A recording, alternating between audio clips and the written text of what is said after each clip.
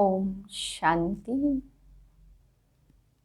मैं आत्मा मास्टर स्नेह का सागर हूँ। स्नेह के सागर शिव पिता की संतान मैं आत्मा स्नेह की किरणें फैला रही हूँ। स्नेह के सागर में समाने का अनुभव करें। स्नेह के सागर शिव बाबा से मुझे अपरम अपार स्नेह का अनुभव हो रहा है। बाबा की स्नेह की किरणें मुझ आत्मा पर निरंतर पड़ रही हैं, उनके महावाक्यों के द्वारा। 1/3/2021 के महावाक्य हैं। आज बाबा हम बच्चों को रूहानी प्यार सिखलाते हैं।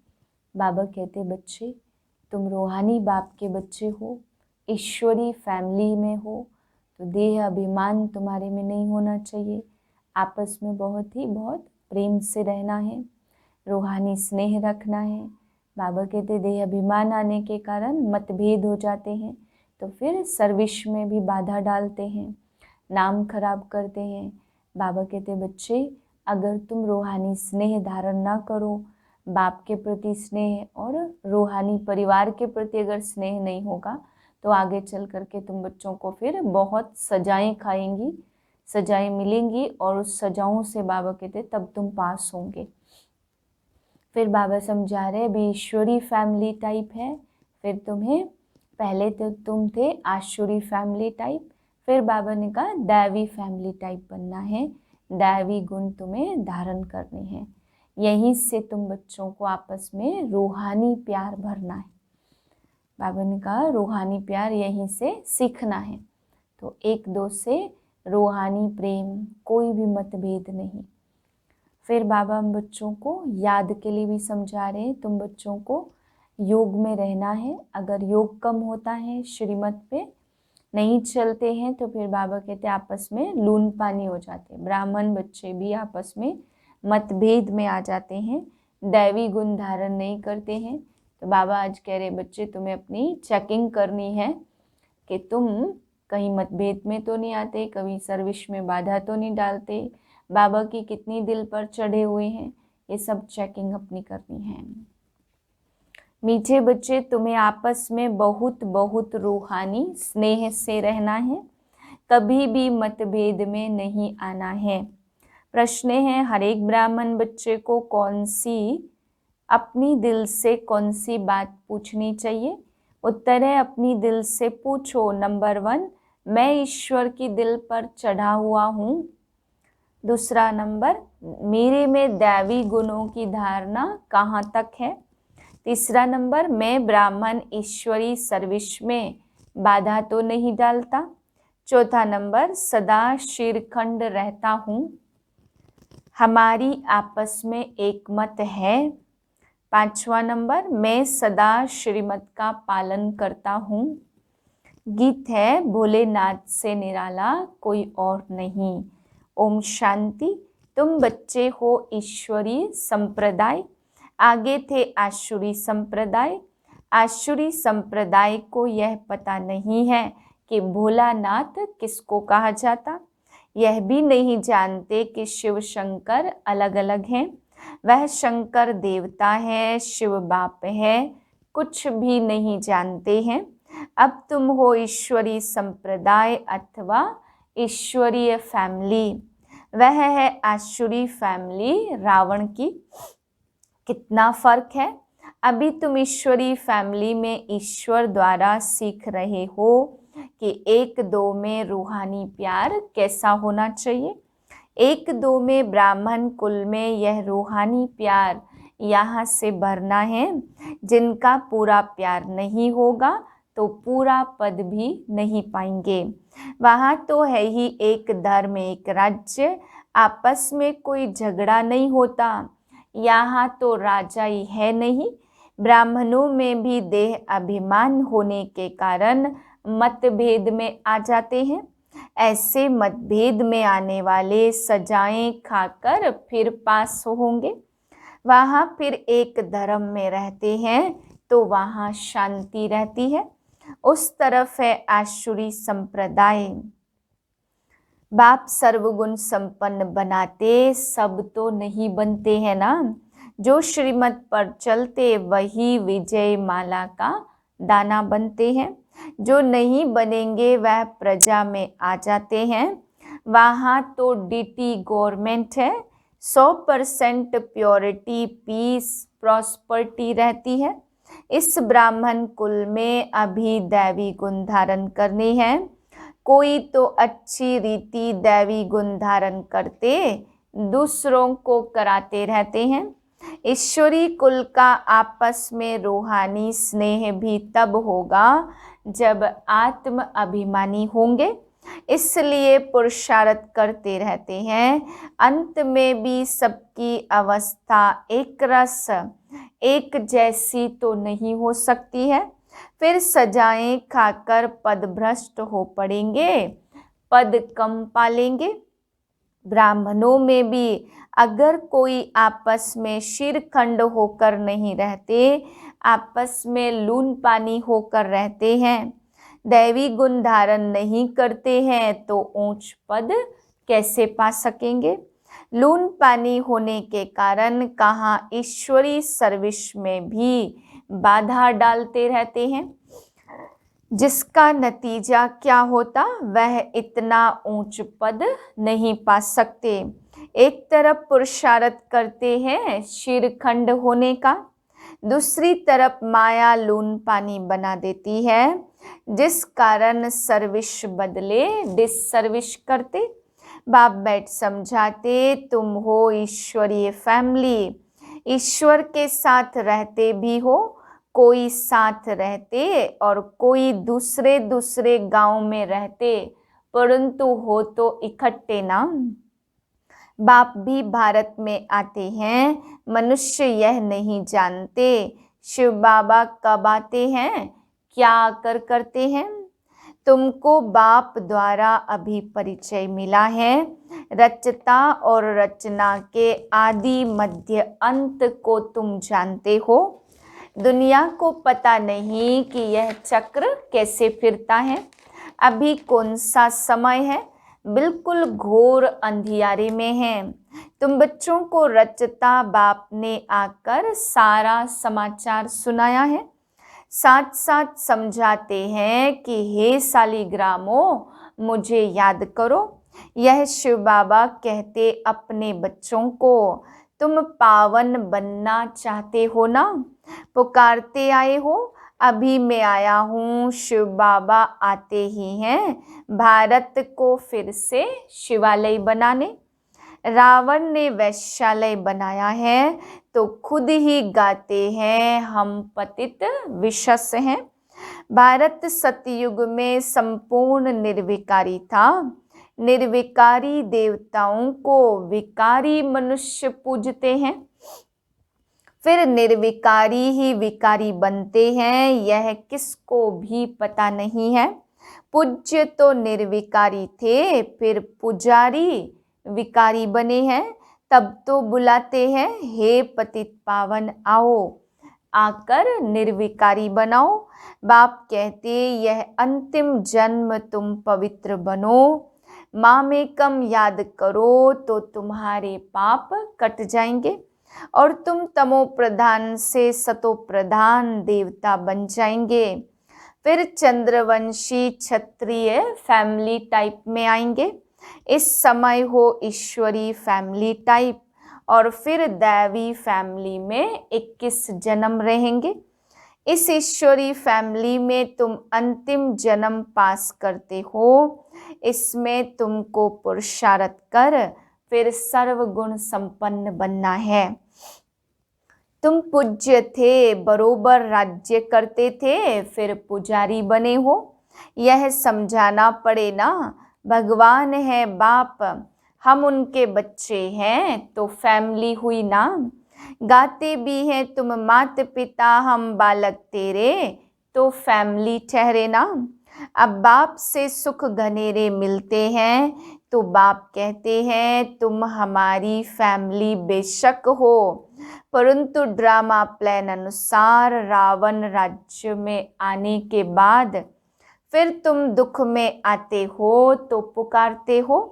इस समय तुम एक्यूरेट फैमिली हो, फिर तुमको भविष्य 21 जन्म के लिए वर्षा देता हूँ। यह वर्षा फिर दैवी फैमिली में 21 जन्म कायम रहेगा। दैवी फैमिली सतयुग त्रेता तक चलती है, फिर रावण राज्य होने से भूल जाते हैं कि हम दैवी फैमिली के हैं। वाम मार्ग में जाने से आसुरी फैमिली हो जाती है। 63 जन्म सीढ़ी गिरते आए हैं। यह सारी नॉलेज तुम्हारी बुद्धि में है। किसको भी तुम समझा सकते हो। असुल तुम देवी देवता धर्म के हो। सतयुग के आगे था कलयुग। संगम पर तुमको मनुष्य से देवता बनाया जाता है। बीच में है यह संगम। तुमको ब्राह्मण धर्म से फिर दैवी धर्म में ले आते समझाया जाता है। लक्ष्मी नारायण ने यह राज्य कैसे लिया। उनसे पहले आसुरी राज्य था, फिर दैवी राज्य कब और कैसे हुआ। बाप कहते कल्प कल्प संगम पर आकर तुमको ब्राह्मण देवता क्षत्रिय धर्म में ले आते हैं। यह है भगवान की फैमिली। सब कहते हैं गॉड फादर, परंतु बाप को न जानने के कारण निधन के बन गए हैं। इसलिए बाप आते हैं घोर अंधियारे से सोजरा करने। अब स्वर्ग स्थापन हो रहा है। तुम बच्चे पढ़ रहे हो, दैवी गुण धारण कर रहे हो। यह भी मालूम होना चाहिए शिव जयंती मनाते हैं। शिव जयंती के बाद फिर क्या होगा। जरूर दैवी राज्य की जयंती हुई होगी ना, तो हेविनली गॉड फादर हेवन की स्थापना करने हेवन में तो आएंगे नहीं। कहते हैं मैं हेल हेवन के बीच में संगम पर आता हूँ। शिवरात्रि कहते हैं ना, तो रात में मैं आता हूँ। यह तुम बच्चे समझ सकते हो। जो समझते हैं वह औरों को भी धारण कराते, दिल पर भी वह चढ़ते हैं। जो मनसा वाचा कर्मणा सर्विस पर तत्पर रहते हैं। जैसी जैसी सर्विस उतना दिल पर चढ़ते हैं। कोई ऑलराउंड वर्कर्स होते हैं। सब काम सीखना चाहिए। खाना पकाना, रोटी पकाना, बर्तन मांजना, यह भी सर्विस है ना। बाप की याद है फर्स्ट, उनकी याद से ही विकर्म विनाश होते हैं। यहाँ का वर्षा मिला हुआ है, वहाँ सर्वगुण संपन्न रहते हैं। तो यथा राजा रानी तथा प्रजा, दुख की बात होती नहीं है। इस समय सब नरकवासी हैं। सबकी उतरती कला है, फिर अभी चढ़ती कला होगी। बाप सबको दुख से छुड़ाए सुख में ले जाते हैं। इसलिए बाप को लिबरेटर कहा जाता। यहाँ तुमको नशा रहता। हम बाप से वर्षा ले रहे हैं, लायक बन रहे हैं। लायक तो उनको कहेंगे जो औरों को राजाई पद पाने लायक बनाते। यह भी बाबा ने समझाया। पढ़ने वाले तो बहुत आएंगे, ऐसे नहीं कि सब 84 जन्म लेंगे। जो थोड़ा पढ़ेंगे वह देरी से आएंगे, तो जन्म भी कम होंगे ना। कोई 80, कोई 82, कोई जल्दी आते और कौन पीछे आते। सारा मदा है पढ़ाई पर। साधारण प्रजा पीछे आएगी, उन्हों के 84 जन्म तो हो न सके। पीछे आते रहते, जो बिल्कुल लास्ट में होगा वह त्रेता अंत में आकर जन्म लेगा। फिर वाम मार्ग में जाते हैं, उतरना शुरू हो जाता है। भारतवासियों ने कैसे 84 जन्म लिए हैं, उनकी यह सीढ़ी है। यह गोला है ड्रामा के रूप में। जो पावन थे वही अब पतित बने हैं, फिर पावन देवता बनते हैं। बाप जब आते हैं तो सबका कल्याण होता है, इसलिए इसको ऑस्पिशियस युग कहा जाता। बलिहारी बाप की है जो सबका कल्याण करते हैं। सतयुग में सबका कल्याण था, कोई भी दुख नहीं था। यह तो समझाना पड़े कि हम ईश्वरीय फैमिली टाइप के हैं। ईश्वर सबका बाप है। यहाँ ही तुम माता पिता गाते हो, वहाँ तो सिर्फ फादर कहा जाता। यहाँ तुम बच्चों को माँ बाप मिलते हैं, यहाँ तुम बच्चों को एडॉप्ट किया जाता। फादर क्रिएटर है तो मदर भी होगी, नहीं तो क्रिएशन कैसे होगी। हेविनली गॉड फादर कैसे हेविन स्थापन करते हैं, यह न भारतवासी जानते न विलायत वाले जानते। अभी तुम जानते नई दुनिया की स्थापना, पुरानी का विनाश, तो जरूर संगम पर ही होगा ना। अभी तुम संगम पर हो तो अभी बाप समझाते, माँ में कम याद करो। आत्मा को याद करना है, परमपिता परमात्मा को। आत्माएं और परमात्मा अलग रहे बहुकाल। सुंदर मेला कहाँ होगा, सुंदर मेला जरूर यहाँ ही होगा ना। परमात्मा बाप यहाँ आते हैं, इसको कहा जाता कल्याणकारी सुंदर मेला। जीवन मुक्ति का वर्षा सबको देते हैं, जीवन बंध से छूट जाते हैं। शांति धाम तो सब जाएंगे, फिर जब आते हैं तो सतो प्रधान रहते हैं।